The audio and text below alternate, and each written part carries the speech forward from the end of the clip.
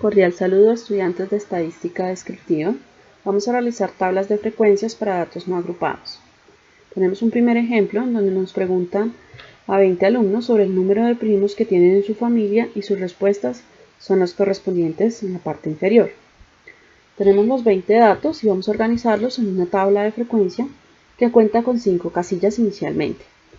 La primera columna que tenemos es el número de primos, que corresponde a los datos sin repeticiones de menor a mayor. En la segunda columna tenemos la frecuencia absoluta, que será la cantidad de veces que se repitan los datos de la columna anterior.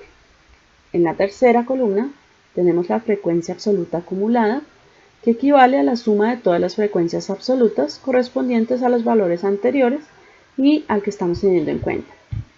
En la cuarta columna tenemos la frecuencia relativa, que corresponde a la división entre la frecuencia absoluta y el número total de datos, que en nuestro caso es 20. Y por último tenemos la frecuencia relativa acumulada, que equivale a la suma de todas las frecuencias relativas correspondientes a los valores anteriores y al que estamos teniendo en cuenta. Entonces, a continuación vamos a llenar la primera columna. Tenemos el número de primos. En la primera columna entonces vamos a colocar los datos de menor a mayor sin ninguna repetición. O sea que inicialmente tendríamos el 3, el 4, el 5, el 6, el 7 y por último el 8. En la segunda columna tenemos la frecuencia absoluta, o sea la cantidad de veces que encontramos el número 3, por ejemplo. Entonces acá tenemos el número 3 una vez, 2, 3, 4 y 5 veces. Colocamos acá entonces el número 5. El número 4 aparece 1, 2, 3, 4 veces. Lo colocamos acá enfrente. El número 5 está 1, 2, 3, 4, 5 y 6 veces. El número 6 lo encontramos 1, 2 veces. El número 7 lo encontramos también 2 veces. Y el número 8 lo encontramos una sola vez. Enfrente tenemos la frecuencia absoluta acumulada. Como ya habíamos dicho, es el acumulado de la columna anterior. Entonces inicialmente en la columna anterior tenemos un 5, o sea que en esta también iniciaremos con un 5. En la siguiente fila tenemos el número 4, más 5 que llevamos acumulados, serían 9. En la siguiente fila tenemos un 6 y 9 que llevamos acumulados serían 15. En la siguiente fila tenemos un 2 y 15 que llevamos acumulados, 17.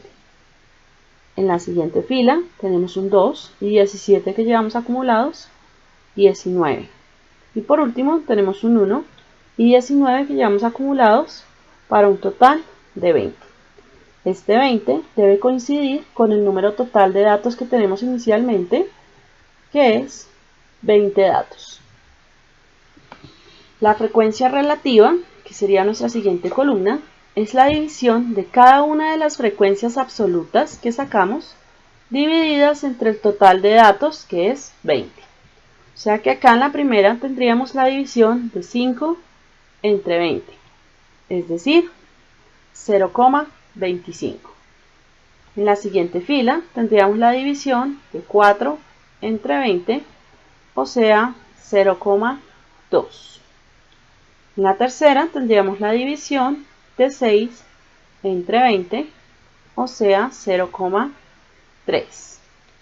En la siguiente tendríamos la división de 2 entre 20, sería 0,1.